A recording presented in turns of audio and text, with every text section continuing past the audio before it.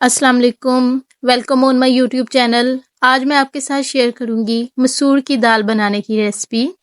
तो आज की रेसिपी में मैं आपसे बहुत ही डिटेल से शेयर करूंगी कि ऐसे कौन कौन से इंग्रेडिएंट्स हैं जो हम इसमें ऐड करेंगे, जो ना सिर्फ इसको बहुत ही अच्छा टेस्ट देंगे बल्कि जो मसूर दाल का रियल टेस्ट होता है ना वही इसमें रहने देंगे। तो अक्सर लोग इसमें बहुत सारे इंग्रेडिएंट्स ऐड कर देते हैं जिसकी वजह से मसूर दाल का वो टेस्ट नहीं रहता जो इसका होना चाहिए। तो चले फिर मसूर दाल बनाना स्टार्ट करते हैं। सबसे पहले हम मसूर की दाल लेंगे और इसकी क्वांटिटी हाफ kg है। एक बार दाल को साफ कर लेंगे कि कहीं इसके अंदर कोई पत्थर वगैरह तो नहीं। अगर दाल में पत्थर रह जाए तो फिर इसका सारा टेस्ट खराब हो जाता है। उसके बाद दाल में वाटर ऐड करेंगे और इसको 2 से 3 पानी अच्छी तरह से वॉश कर लेंगे। वॉश करने से दाल की जो डस्ट होती है वो खत्म हो जाती है और जब वॉश करते करते वाटर साफ हो जाएगा तो फिर दाल में थोड़ा सा वाटर ऐड करेंगे जितने वाटर में ये डिप हो जाए और इसको ऑलमोस्ट 5 या 6 मिनट के लिए रख देंगे। ये दाल बहुत ही सॉफ्ट होती है, इसको दूसरी दालों की तरह ज्यादा देर तक वाटर में डिप करने की जरूरत नहीं होती। जब तक दाल को वाटर में डिप किया है हम सब्ज मिर्च लेंगे।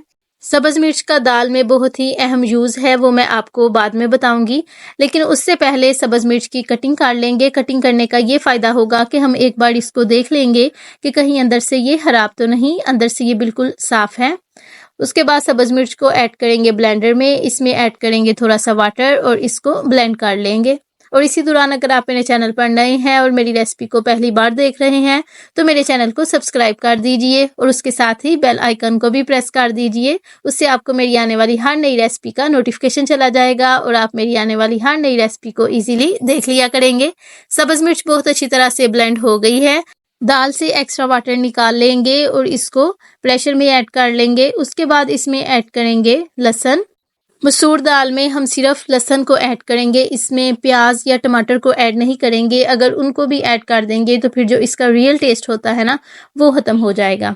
तो इसके बाद इसमें ऐड करेंगे 1 स्पून नमक, 1/4 स्पून हल्दी और जो हमने सब्ज मिर्च का पेस्ट बनाया था उसको इसमें ऐड कर देंगे। इसमें लाल मिर्च को यूज़ नहीं किया जाता, इसमें सब्ज मिर्च को ऐड करने से जो फ्लेवर आता है वो लाल मिर्च को ऐड करने से कभी भी नहीं बनता। उसके बाद जिस ब्लेंडर में हमने सब्ज मिर्च को ब्लेंड किया था ना उसी में वाटर ऐड करेंगे और उसको प्रेशर में ऐड करेंगे। ऐसा करने से जो सब्ज मिर्च ब्लेंडर के साथ लग गई थी ना वो वेस्ट नहीं होगी बल्कि वो भी दाल के अंदर ही ऐड होगी। और वाटर की क्वांटिटी दाल की क्वांटिटी से डबल होनी चाहिए। और उसके बाद इसको लगवाएंगे 6 या 7 मिनट का वेट। ये दाल बहुत ही सॉफ्ट होती है, इसको ज्यादा देर तक वेट नहीं लगवाते। एक पैन में 1 प्याली देसी घी ऐड करेंगे। देसी घी ऐड करने से जो दाल का फ्लेवर है वो बहुत ही ज़बरदस्त हो जाता है और इसकी खुशबू पूरे घर में फैल जाती है। तो आप देसी घी की जगह डालडा घी भी यूज़ कर सकते हैं, लेकिन देसी घी में इसका टेस्ट ज़्यादा अच्छा बनता है इसलिए हम वही यूज़ करते हैं। घी के गर्म होने के बाद इसमें छोटे पीसेस में कट किया हुआ लहसुन ऐड करेंगे और लहसुन को लाइट ब्राउन होने तक लो फ्लेम पर फ्राई करेंगे। इसको इतना ज़्यादा फ्राई नहीं कर देना कि ये जल ही जाए, बल्कि इसके कलर को जस्ट लाइट ब्राउन करना है। ऐसा करने से इसका फ्लेवर जो है वो बहुत ही ज़बरदस्त बन जाता है। और ये हम क्यों तैयार कर रहे हैं ये मैं आपको बाद में बताती हूँ। चले जी, इसका कलर ऑलमोस्ट लाइट ब्राउन हो गया है। अब इसको फ्राई करना छोड़ देंगे और जो दाल हमने रखी थी वो भी बहुत अच्छी तरह से गल गई है। अब जो हमने लहसुन का तड़का तैयार किया था ना उसको दाल में ऐड कर देंगे और ये तो दाल में कमाल ही कर देगा, ये दाल के टेस्ट को बहुत ज़्यादा इंक्रीज कर देगा। अब ये जो हमने लहसुन इसमें तड़के में ऐड किया है, ये जो पहले हमने इसमें साबुत जवे ऐड किए थे उन दोनों को साबुत ही रहने देंगे, यानी कि इनको मैश नहीं करेंगे, नहीं तो दाल का टेस्ट खराब हो जाएगा। तो ये दोनों जो लहसुन है यानी कि साबुत लहसुन और उसके पीसेस दाल को बहुत ही अच्छा टेस्ट देते हैं। तो इसमें ना कोई भी स्पाइसेस ऐड करने की ज़रूरत नहीं होती, अगर वो ऐड करेंगे तो दाल का रियल टेस्ट ख़त्म हो जाएगा। दाल में सब्ज़ धनिया ऐड करेंगे और इसको ऑन फ्लेम के ऊपर ही इसमें मिक्स करेंगे और माशाल्लाह से हमारी बहुत ही ज़्यादा जायकेदार मसूर दाल तैयार हो गई है। ये मसूर दाल बनाने की बहुत ज़्यादा इजी रेसिपी है और बहुत ही कम वक्त में तैयार होती है।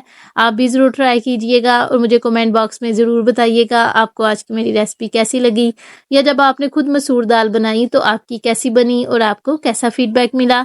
मुझे आपके कमेंट का वेट रहेगा। अगर आपको मेरी आज की रेसिपी अच्छी लगे तो इसे लाइक और अपने फ्रेंड्स के साथ भी ज़रूर शेयर कीजिएगा।